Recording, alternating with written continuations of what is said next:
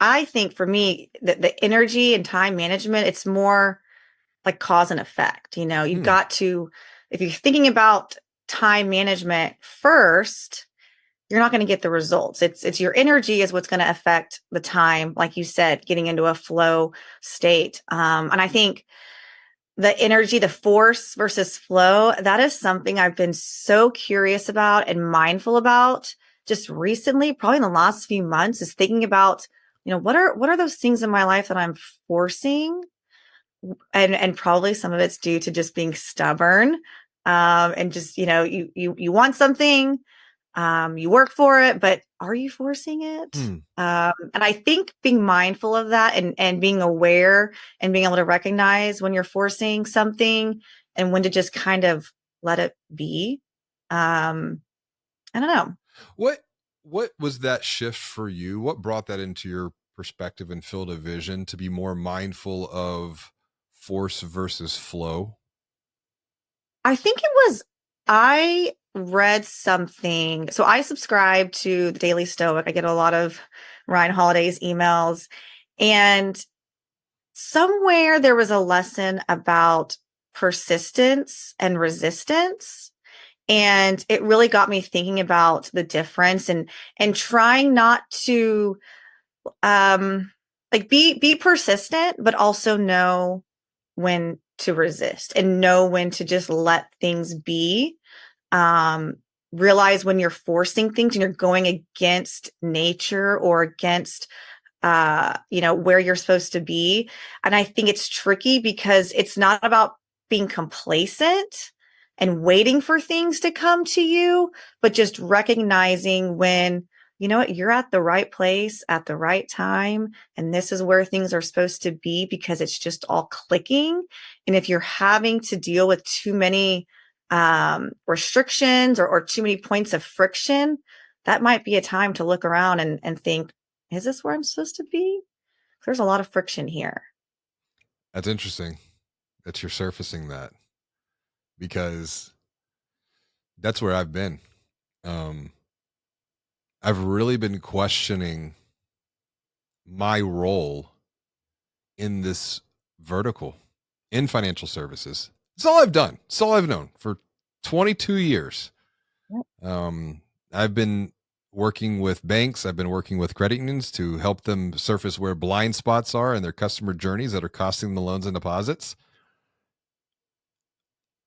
And specifically within the last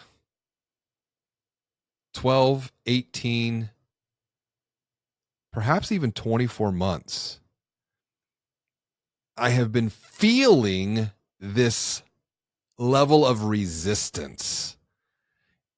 I have felt this before in this vertical, going all the way back to 2010, 2011, which, as you and I have talked about many times on this podcast, it led to a dark night of the soul moment for me. Um, Hit rock bottom mentally. I hit rock bottom emotionally. I hit rock bottom relationally. I hit rock bottom spiritually. I hit rock bottom physically. I mean, literally all areas of my life. I mean, financially, Crashed. yeah, financially at the time, I was in a fantastic position, but I was in a horrible place in all of those other areas. And a lot of it was, you know, the business model was an agency. We had the digital agency model. We were building websites and running campaigns and placing ads and sending emails and doing all of this stuff, all of this activity, all of this energy expansion. Not expansion, probably more energy expenditure. But for me personally, I was being met with a lot of resistance and friction because I was saying to these banks and credit unions that we were building websites for, like, that's the stupidest idea.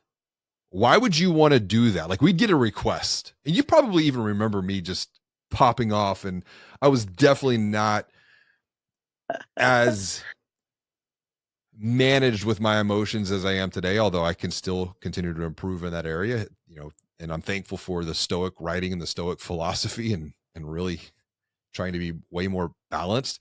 But back then it was like, that's the stupidest thing. Why would they even ask that? And it just would be this like downward negative energy spiral.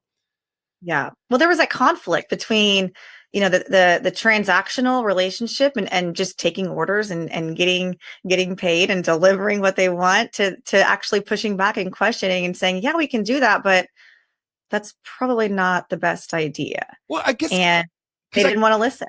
well, because I give a shit. Like I Right? really care. I really, and I mean, if you think about banking on change, right? Chapter one, it's the question, the title of chapter one. Do you care enough for growth? And care is an acronym where you have to commit to a cause greater than the present moment. You have to adapt your beliefs, because when you adapt your beliefs, you're going to adapt your behavior. Resiliency is the way. And then the last is the E, is what we're talking about right here. Energy is emotion in motion. Force versus flow. And I guess like I've just, for some reason, have been feeling like I've been met with a tremendous amount of resistance Yep. over the last 12, 18, 24 months. So I'm starting to question, I'm starting to wonder, I'm starting to ponder. At the same time, I've learned a lot, but both you and I have we've taken a tremendous amount of action, specifically within the last couple of weeks with the launch of the Digital Growth Accelerator. Yeah. And it's changing the way that we're working with financial brands. So it's going to create a bigger future for us. It's going to create a bigger future for them. It's going to create a bigger future for their account holders. But it is all coming back to this. It's taking action.